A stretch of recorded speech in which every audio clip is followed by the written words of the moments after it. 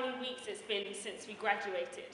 It seems so long ago now, but we've been called back today to speak to you about getting the most out of your school experience. We gave a version of this speech to the girls at lower school, and to them, the end of Enfield County is really a million miles away, but to you girls, it might not feel like it, but the end is near or nearing. You're just starting your GCSEs, which marks the official beginning of your academic journey, on paper at least. Sooner than you think, you'll be applying to university, which is scary and stressful because you actually have to make concrete decisions for the first time. We're not here as any kind of magic example of what happens when you get things right. Everybody's school experience is different, everybody has different aspirations. What we are here to do is speak in favour of a school that we love dearly and a school that provided us with the support and the skills that we needed to get us to where we are now, which is soon to be Cambridge undergraduates. It really is a two-way thing. What you put into this school is what you get out. When we graduated, it marked the end of 7 years of friends, study, trips and exams. And I think we've realised that what made our time here was so special was the fact that we took advantage of the community here. We both tried everything that was available to us. We did World Challenge, we went on every theatre trip, we met through Magistrates Court competition. I did Edge Hill, Maths Challenge, Lola did choir. We did Speak Out, we went to debating clubs, we went to France, we went to Poland, we went to Germany, we went to Vietnam. We got involved and we ended up in sixth form running the Mod UN. All of these activities help you academically because you build your confidence and also you build relationships with your teachers and you gain skills that become helpful when you have to go to interviews or when you're stressed about exams. There comes a stage in the UCAS process when you apply to university where everybody frantically is trying to do extracurricular activities so it looks good on their personal statements or if they leave in school their CVs. We skipped out on that because we had all these activities on our CV already because we did them because we genuinely enjoyed them and that makes them easier to talk about and to write about.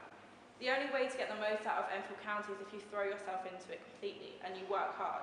There's no way to get around that. Our grades come from hard work and quite a lot of stress, but it does pay off in the end. Incorporate your hobbies into your academic profile.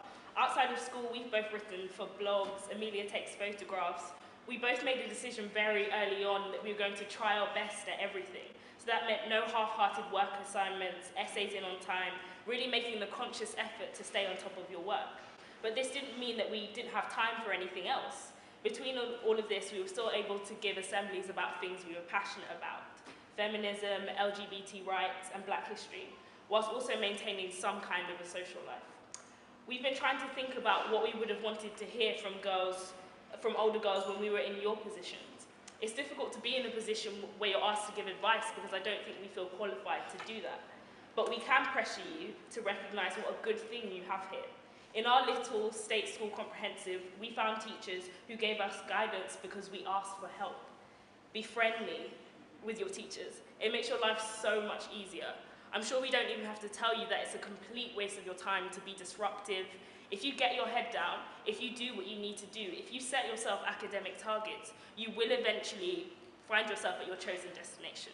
Whether that be university, work, college courses, set your sights high, but also be realistic. It spares unnecessary disappointment. And don't try to model your plans on everybody else's. Everybody knows what's best for them. Lola and I have both been accepted to study English at university and we have vague ideas of what we want to do in the future, but if you don't have that planned out, then don't worry. When we were in year 7, we can honestly say that we had no idea where we were going to end up. But we know that everything that's happened to us, all our success and exams up to this point, is partly down to our own work, yes. But a percentage of it we owe to the atmosphere at Enfield County. Here to us was a safe environment to think and learn and act. Our teachers gave us the confidence to be able to voice our own opinions and believe that our own opinions really matter. We might not be the best school academically, we might not be Latimer, but there is no doubting there's something special about the community we have here.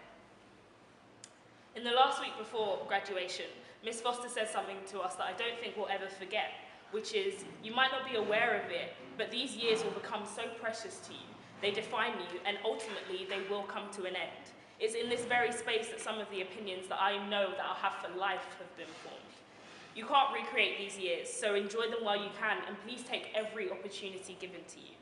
Encourage others to do the same, motivate each other, exploit the school's resources, be kind, listen, debate, and in a couple of years, it will be you up here sharing what you've learned. The community that we are so sad to leave and that we love so much only continues if you girls take responsibility for it. So thank you.